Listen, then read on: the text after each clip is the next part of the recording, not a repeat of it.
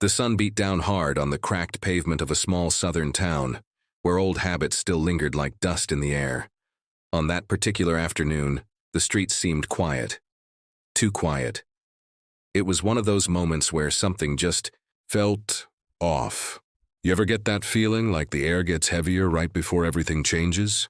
Officer Dale and his buddies from the local precinct leaned back against their squad car, half laughing, half bored. They were known around town, not for their discipline or professionalism, but for pushing the line, sometimes way too far.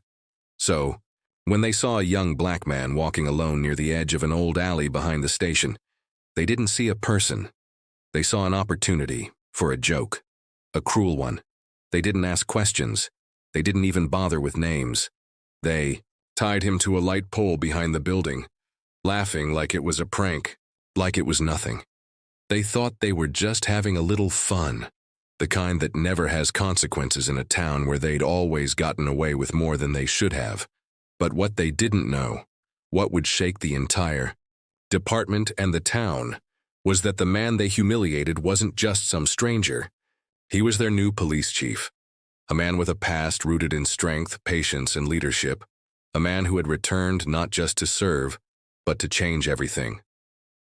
Across town, in a quiet corner of a busy city bus, a young black teen named Malik sat with his headphones on, eyes out the window, lost in his own world. He wasn't thinking about much, maybe just school or music, or how long it would take to get home. Then he noticed her, a white woman, maybe in her late 20s, standing near the front of the bus, one hand gripping the rail, the other resting gently over her swollen belly. Without a word, Malik stood up and offered her his seat. She smiled, tired, surprised, thankful, and sat down with a small nod of appreciation. The moment passed quickly, no cameras, no applause, just kindness, a human gesture, but what happened next would change everything for Malik. As she got off the bus, she turned to him and pressed a small folded note into his hand. No explanation, just a look in her eyes, like she knew something he didn't. He waited until the bus pulled away, then opened the note. What it said would alter the course of his life in ways he never imagined. 2 very different moments. 2 lives. 2 acts. One cruel, one kind. But both about to collide in ways no one could predict. And it all started with a single choice. Now the question is, what happens next? Malik sat in the back of the bus, still holding the note like it was something fragile, something alive. He unfolded it slowly, expecting maybe a thank you or a kind word. Instead, the words written in neat, careful handwriting made his heart skip. You don't know me, but I've been looking for you. Please don't ignore this. My name is Caroline, and I think you might be the person my late husband told me about. He said if I ever found myself in trouble, I should find the boy who saved his life. Malik blinked, confused. He read the note again, and then again. It made no sense. He'd never met this woman before, and he had no idea who her husband was. It had to be a mistake, right? He slipped the note into his pocket and looked out the window, trying to piece together what any of it meant. The city lights blurred past. His thoughts started spinning. Why would a stranger hand him something like that? Was she mistaking him for someone else? And why did it feel like this was just the beginning of something much bigger?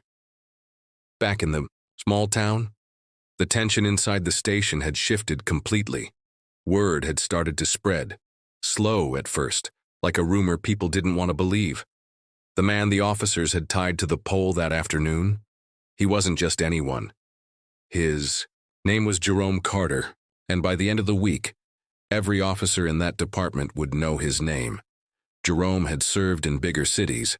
He had a reputation for being sharp, no nonsense, and deeply respected by the communities he served. When the town mayor quietly hired him to clean up the corruption in the local force, no public announcement was made. It was supposed to be a surprise, a fresh start for a broken system.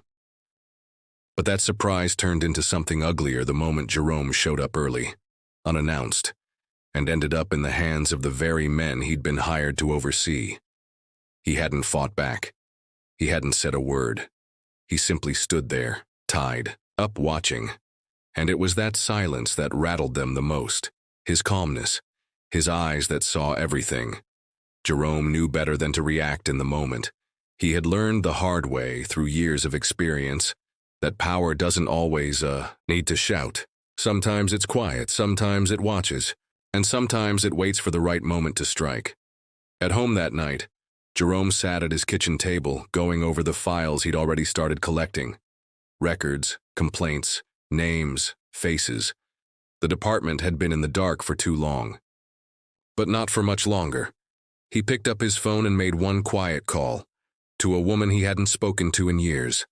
"Hey," he said, his voice low. "I need you to look into someone for me. Caroline Winters. She lives in the city. I think her story might be connected to something else I've been following. There's a boy involved. I need to know who he is." Meanwhile, Malik couldn't stop thinking about the note. He Googled the woman's name that night, and what came up gave him chills. Caroline Winters, widow of Officer Daniel Winters, who had died in the line of duty 3 years ago. A hero cop, according to the articles. He'd been working on a case involving corruption in a small southern town before he was killed during a supposed robbery that still hadn't been solved. Malik's thoughts circled back to the note. The boy who saved his life. That part didn't add up.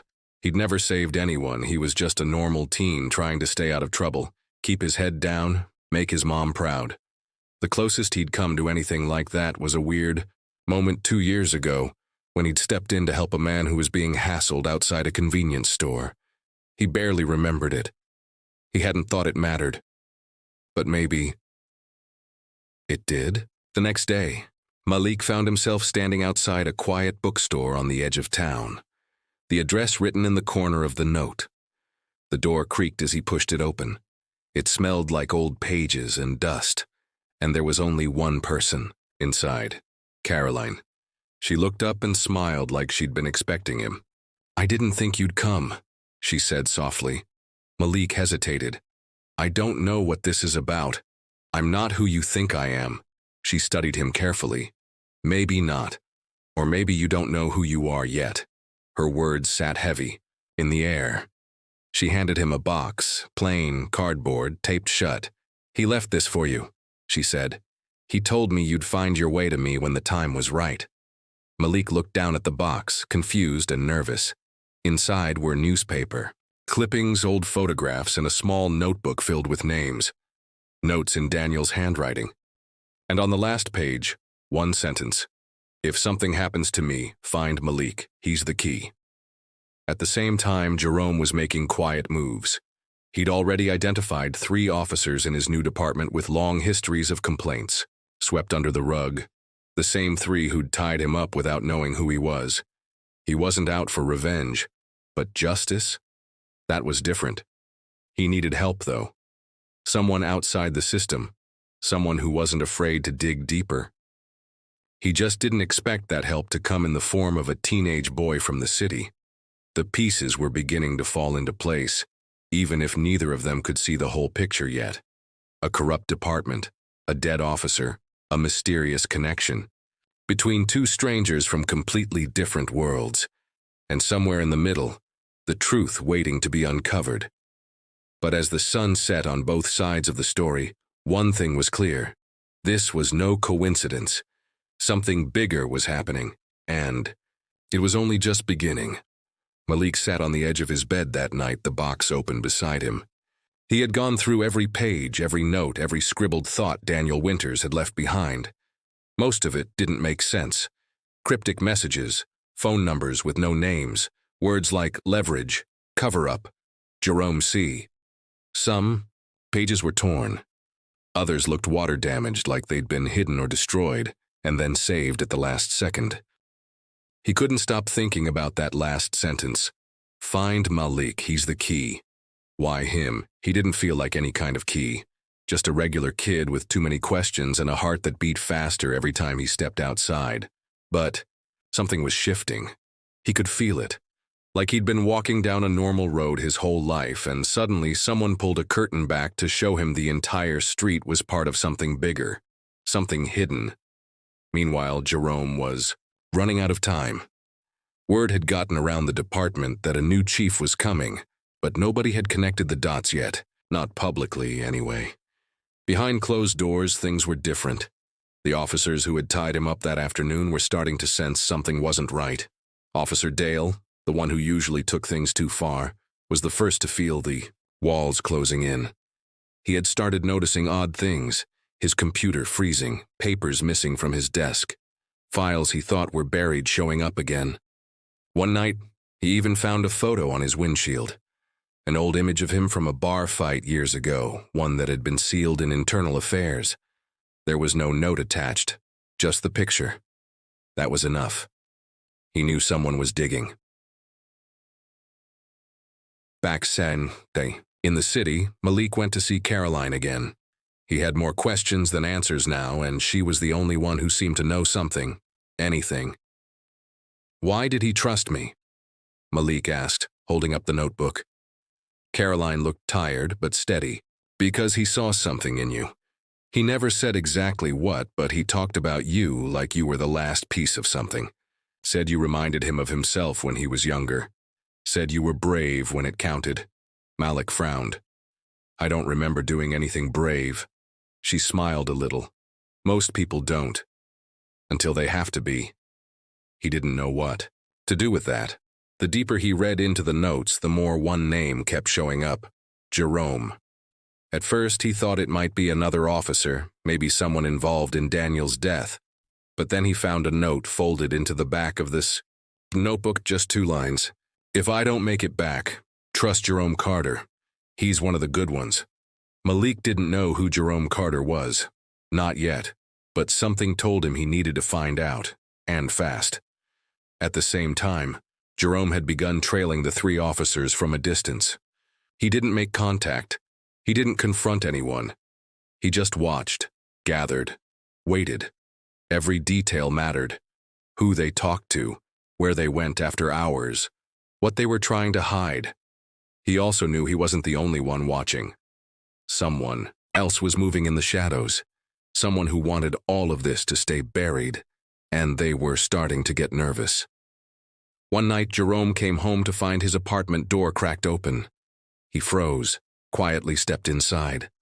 Nothing looked stolen, but someone had definitely been there. A single item was left out of place. An old photo of him and Daniel from their academy days, now sitting right on his kitchen table. It wasn't a warning. It was a message. "We know who you are, and we know what you're doing." The walls were closing, and from every angle, Malik decided he couldn't do this alone anymore. He remembered the name from the note and started searching online: Jerome Carter. The search results were scattered, but a few articles stood out. A respected former officer, led multiple investigations into internal corruption, transferred often, sometimes quietly, sometimes not. The most recent article was short, a local announcement from a small-town police department, welcoming Jerome Carter as the new chief. Malik's stomach dropped. No way. Could it be the same man? He looked up the town, not far. A bus ride, maybe 2. He didn't know what he'd say when he got there. He just knew he had to go. At the same time, back in that quiet little town, the department was on edge. Jerome hadn't made any formal moves yet, but the energy was shifting. The officers who had laughed that day weren't laughing anymore. Their confidence was cracking. They whispered in the halls, avoided eye contact, and stuck to their own. Something in the air felt heavy, like the storm hadn't hit yet. But everyone could feel the wind changing. Dale got a call late one night from a blocked number. The voice on the other end was low, careful. "You need to clean this up now. That boy from the city, he's digging. And Carter's not as quiet as you think." Dale's fingers gripped the phone tighter. "How do you know about the boy?" "He's closer than you think. And if he reaches Carter before we do, it's over." The line went dead. Dale stood in the dark, the phone still pressed to his ear. His hands were shaking, not from fear exactly, but from something deeper. He had spent years living like no one was watching, and now, for the first time, someone was. And Malik? He was already on the road,